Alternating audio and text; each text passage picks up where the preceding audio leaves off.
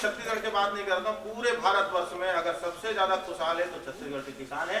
एक कारण है कि छत्तीसगढ़िया और किसान के बेटा हमारे मुख्यमंत्री बने हैं, वो किसान के दर्द ला भली भांति से समझते हैं और वही दर्द ला समझते हुए धान की खरीदी ला 1 नवंबर से चालू करी, ताकि जेकर धान पहली हो जाए उमला काफी इंतजार करना पड़े अपन धान बेचे पर समय के।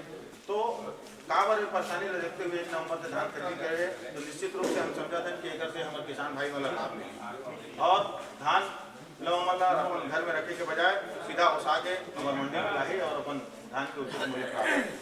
छत्तीसगढ़ राज्य में राज्य उत्सव जारी है। राज्य उत्सव के साथ साथ 1 नवंबर को धान खरीदी की योजना भी शुरुआत कर दी गई है।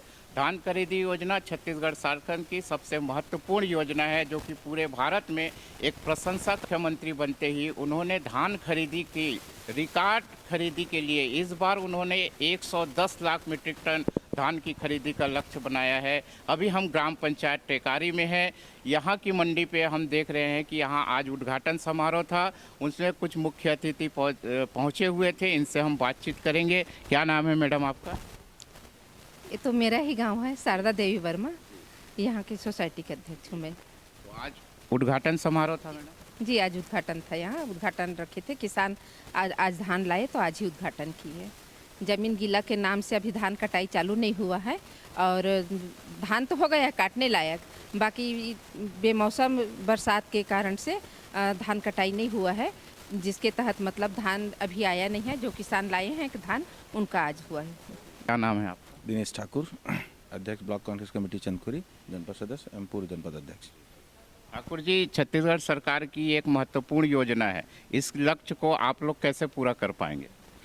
हमारे मुखिया आदरणीय भूपेश बघेल जी खुद एक किसान हैं और किसान के दर्द को समझते हैं और दर्द को समझते हुए उन्होंने समय सीमा को बढ़ाया है। 1 नवंबर से निश्चित रूप से इसका लाभ किसानों को मिलेगा और इस जो धान खरीदी का जो लक्ष्य उन्होंने बनाया है, आपने देखा जैसे 85,000 कुंटल लेते थे, फिर 95 किए, 1,10,000 किए हैं। तो निश्चित रूप से मुख्यमंत्री जी जो बोलते हैं वो करके दिखाते हैं, चाहे वो धान खरीदी की बात हो, चाहे बोनस की बात हो, चाहे वो किसान की कर्जा माफ़ी की बात है। आज तक उन्होंने जो बोला है वो किया है। तो निश्चित रूप से जो लक्ष्य है वो लक्ष्य से हम ऊपर जाएंगे।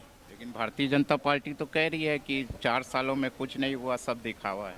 भारतीय जनता पार्टी तो बहुत कुछ बोलती है, उसका तो अभी तक 2 साल का बोनस के बारे में उधारी है। जिसके पास बोलने के लिए ना कोई लक्ष्य है ना विज़न है, वो कभी बारदाना के लिए आवाज़ उठाती है, तो कभी बोलती थी 1 नवंबर से धान खरीदना चाहिए। अब आज 1 नवंबर से खरीदी हो रही है तो लक्ष्य के पीछे है। जिसके पास विज़न नहीं है वो किस प्रकार की बात करते हैं। और भूपेश बघेल जी जो है जो बोलते हैं वो करके दिखाते हैं और वो पूरा हो। क्या लगता है कि किसान इस बार फिर से सरकार को रिपीट करना चाहेगी? इस बार कांग्रेस ऐतिहासिक वोटों से चुनाव जीतने जा रही है और किसान नेता जो छत्तीसगढ़ के हमारे सभी छत्तीसगढ़ के जितने यशस्वी मंत्री हैं, चाहे शिव डहरिया जी हो, चाहे सभी मंत्रीगण हो, उनका काम देखिए, आप विकास देखिए, चाहे कौशल्या माता मंदिर के धर्म का विकास हो, चाहे ज़मीनी स्तर पे गांव का विकास हो, विकास पूरे स्तर पे दिख रहा है, चाहे शहरी अमल में हुआ। आज चारों तरफ छत्तीसगढ़ में भूपेश बघेल ही दिख रहा है, इसके अलावा और कोई विकल्प नहीं है।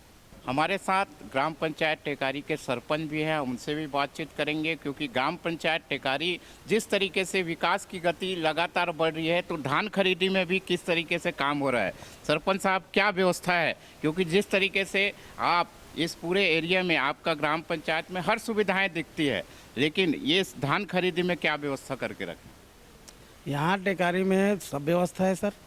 जैसे भी धान खरीदना 1 नवंबर का शुरू होने वाला था, उससे 8-10 दिन पहले ही यहाँ बारदाना आ चुके हैं और सब आप देख रहे हैं, पूरा स्टेज सब साफ सफाई हो चुका है, घेरा हो चुका है, बाकी सब ठीक है। आप देख सकते हैं ग्राम पंचायत टेकारी में राज्य उत्सव के साथ साथ धान खरीदी के लिए भी पर्याप्त व्यवस्थाएं करके रखी है और ये चाहते हैं कि भूपेश बघेल के उस लक्ष्य को पूरा करने में ग्राम पंचायत टेकारी भी अपने आप को अग्रणी भूमिका निभाएगी।